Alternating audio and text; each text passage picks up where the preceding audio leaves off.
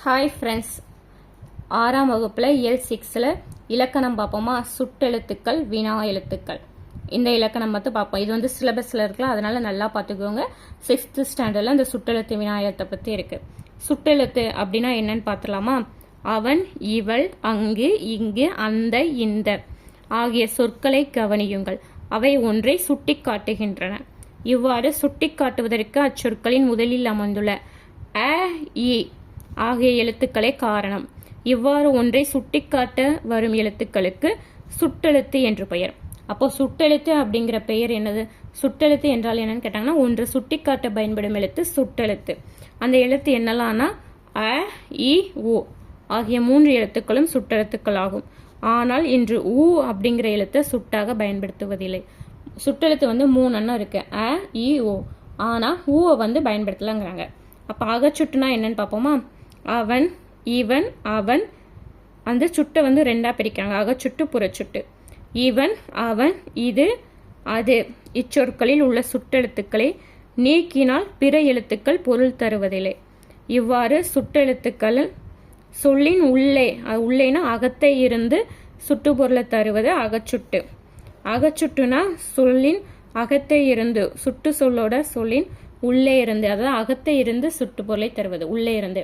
ஆனா அந்த சொல்லோட ஃபர்ஸ்ட் எழுத்தை நீக்கினால் பொருள் தராது, அதான் அகச்சுட்டு. அப்போ புறச்சுட்டுனா என்னன்னு பார்ப்போமா? புறச்சுட்டுனா அவ்வானம், இம்மலை இந்நூல் சொற்களில் உள்ள சுட்டெழுத்துக்கள் நீக்கினாலும் பிற எழுத்துக்கள் பொருள் தரும். இதை நீக்கிட்டாலும் பொருள் தருமா? வானம், மலை. இவ்வாறு சுட்டெழுத்துக்கள் சொல்லில் வெளியேனா புறத்தே நின்று சுட்டு பொருளை தருவது புறச்சுட்டு. புறச்சுட்டை வந்து நீக்கணும்னா பொருள் தரும். ஆனால் அகச்சுட்டை வந்து ஈய நீக்கிட்டோம்னா வன் பொருள் தராது, வன் தூத்தோ பொருள் தராது. அதான் அகச்சுட்டுக்கும் புறச்சுட்டுக்கும் எல்லா டிஃபரன்ஸ். அது வந்து அகத்தை இருந்து சுட்டு பொருளை தரும், இது புறத்தை வெளியே, அது அகத்தை வந்து உள்ள, அந்த மாதிரி. இப்போ அண்மை சுட்டு பார்ப்போமா? அண்மை சுட்டு, செய்மை சுட்டுன்னு இருக்கு. அந்த ரெண்டும் என்னன்னு சொல்லி பார்த்துடலாமா? இவன், இவர், இது, இவை, இம்மரம், இவ்வீடு இச்சொற்கள் நம் அருகில், அதாவது அண்மையில் உள்ளவற்றை சுட்டுகின்றன. எனவே இது அண்மை சுட்டு எனப்படும். அண்மை சுட்டுக்குரிய எழுத்து என்னது? ஈ. ஈ தான் அண்மை சுட்டுக்குரிய எழுத்து. அது அருகில் உள்ளவங்களை சொல்றது தான். அருகில் உள்ள பொருளை வந்து ஏதாவது திங்ஸ் எதனாலும் சுட்டி காட்டுறது தான் அண்மை சுட்டு. இவன், இவர், இது, இவை, இம்மரம். பிரித்தால் அந்த இதெல்லாம் இதில் வராதுன்னு, இவ்வீடு இதெல்லாம். இதே செய்மை சுட்டுனா அவள், அவர், அது, அவை, அவ்வீடு, அம்மரம் இச்சொற்கள் தொலைவில், செய்மையில், தொலைவில்னா செய்மையில் உள்ளவற்றை சுட்டுகிறது. தொலைவில் உள்ளதை சுற்றுறதுதான் செய்மை சுட்டு. அது செய்மை சுட்டு எனப்படும். செய்மை சுட்டுக்குரிய எழுத்து அ. அப்போ அண்மை சுட்டுனா ஈ, செய்மை சுட்டுனா அ. அண்மையில் அருகில் உள்ளதை குறிக்கிறது அண்மை சுட்டு, தொலைவில் உள்ளதை குறிக்கிறது செய்மை சுட்டு. செய்மை சுட்டுனா ஆ அப்படிங்கிறது ஃபர்ஸ்ட் வரும். அண்மை சுட்டுனா ஈ. புரிந்துதா? அடுத்து இந்த பாக்ஸ் பார்ப்போமா? அருகில் உள்ளவற்றிற்கும் தொலைவில் உள்ளவற்றிற்கும் இடையில் இருப்பதை சுட்டிக்காட்ட ஊ அப்படிங்கிற எழுத்து பயன்படுது. அக்காலத்தில் யூஸ் பண்ணியிருக்காங்க. உது, ஊவன். அதாவது அருகில் உள்ளதை சொல்றது அண்மை சுட்டா, செய்மை சுட்டுங்கிறது தொலைவில் உள்ளது. அருகில் உள்ளவற்றுக்கும் தொலைவில் உள்ளவற்றுக்கும் இடையில இருக்கிறத உது, ஊவன் அப்போ வந்து யூஸ் பண்ணியிருக்காங்க. நம்ம இப்போ வந்து யூஸ் பண்றதில்ல, அவ்வளோதான். சுட்டெழுத்துக்கள் வகைகள் பார்த்துட்டோமா? இப்போ சுட்டு திரிபினா என்னன்னு பார்ப்போமா? அம்மரம், இவ்வீடு ஆகியவை புறச்சிட்டுக்கள் என்பதை அறிவோம். அதாவது இதை நீக்கினா பொருள் தருதா, அப்போ அது புறச்சுட்டு தானே. இச்சொருக்களை அந்த மரம், இந்த மரம் என்றும் வழங்குகிறோம். அந்த மரம், இந்த மரம், அ, இ ஆகிய சுட்டெழுத்துக்கள் மாற்றம் பெற்ற, அதாவது திரிந்து அந்த, இந்த என வழங்குகின்றன.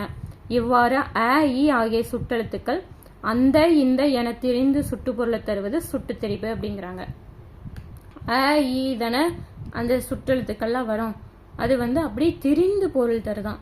அ, இ அப்படிங்கிற சுற்றெழுத்துக்கள் அந்த, இந்த அப்படின்னு திரிந்து பொருள் தந்ததுன்னா அதான் சுட்டு பிரிவு அப்படின்னு சொல்றாங்க.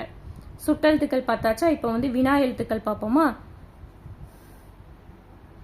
வினா பொருளை தரும் எழுத்துக்கள் வினா எழுத்துக்கள். வினா பொருளை தருதுல அதான், அதாவது யார், என்ன, அந்த மாதிரி.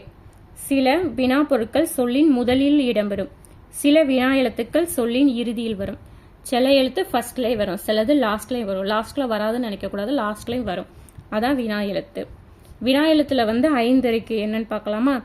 ஏ, யா, ஆ, ஓ, ஏ. இந்த ஏ வந்து ஃபர்ஸ்ட்லேயும் லாஸ்ட்லேயும் வரும். ஆ, ஓ வந்து லாஸ்ட்டில் மட்டும் வரும். ஏ, யா வந்து முதல்ல மட்டும்தான் வரும். ஏன்னா எது, யார், எங்கு, யார். மொழியில் முதலில் வருபவை பார்ப்போமா என்னென்னு. மொழியோட முதல்ல வருது என்னது? ஏ, யா, எங்கு, யாருக்கு. மொழியில் இறுதியில் வருபவை ஆவும் ஓவும். ஆவும் ஓவும். பேசலாமோ, பேசலாமா, தெரியுமோ. மொழி முதலிலும் இறுதியிலும் வருபவை ஏ. ஏனும் வருதா? நீதானே. அதுவும் கொஸ்டின் தானே கேட்காங்க. வினா. வினா எழுத்துக்களோட வகையை பார்ப்போமா? அகவினா.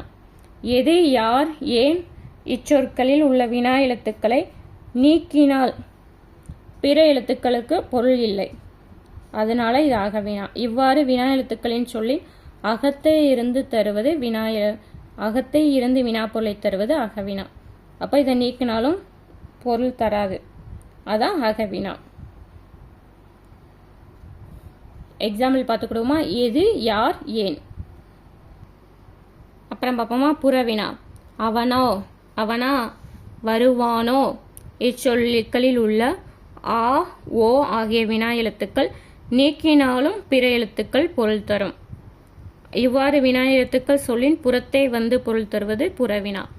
அவனா, வருவானோ, ஆ, ஓ இந்த ரெண்டும் நீக்கினாலும் பொருள் தரும், அதான் புறவினா.